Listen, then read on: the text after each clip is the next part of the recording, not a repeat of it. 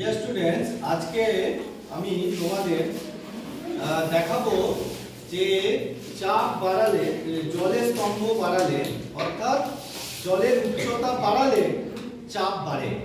যত আমি উচ্চতা বাড়াবো জলের উচ্চতা, কেন কি এর উপরে যদি চিপিটা খুলি বায়ুর প্রেসার তো সব জলটার উপরেই কাজ করছে, কিন্তু এই যে ওয়াটার কলামটা আছে সেইটা যার যত বেশি সে তার চাপ তত বেশি হবে। সেই জন্য আমি কি করেছি না, এটা একটা ফেলে দেওয়া বোতল, সেটাতে আমি কি করেছি এখানে তিনটে ছিদ্র করেছি, তিনটে ছিদ্র করে তিনটে পাইপ এর মধ্যে প্রবেশ করিয়েছি। তিনটে পাইপ তিনটে উচ্চতায় আছে।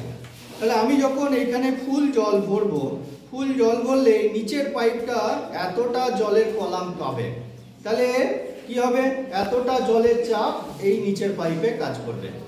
অপেক্ষাকৃত কম জলের চাপ মাঝের পাইপে কাজ করবে, আর আরো কম এখানে পাইপে কাজ করবে। তাহলে কি হবে না, তিনটে পাইপ দিয়ে যেহেতু চাপ আলাদা, তাহলে তিনটে পাইপ দিয়ে একই জায়গায় জল পড়বে না, এটাই আশা করব। আমাদের বইয়ে সেইটা, আমাদের কারিকুলামে সেই পরীক্ষাটা করা আছে। আমরা আজকে রিয়েল ভাবে আমরা নিজের চোখে দেখব। সেটা আমরা দেখার জন্য আমরা কি করছি না, আমি এখানে জল প্রবেশ করাচ্ছি। দেখো এটার মধ্যে জল প্রবেশ করিয়ে আমাদের কি হয়।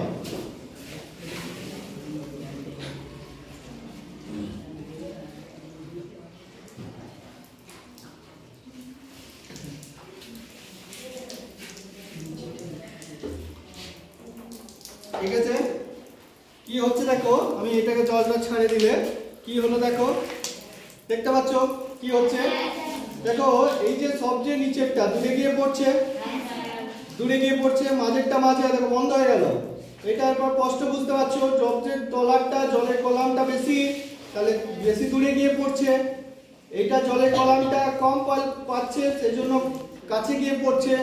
আস্তে আস্তে দেখো চাপ কমে যাচ্ছে, এটা বন্ধ হয়ে গেল। তার মানে কি এটা আগে পড়া বন্ধ হয়ে গেল, এটা তবু পড়ছে।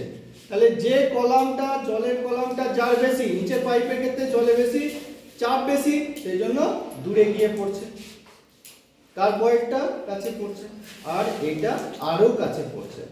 তাহলে ওয়াটার কলাম অনুযায়ী উচ্চতা বাড়ার সঙ্গে সঙ্গে জলের চাপ বাড়ছে, সেই জন্য তলার পাইপের জলটা আরো দূরে গিয়ে পড়ছে।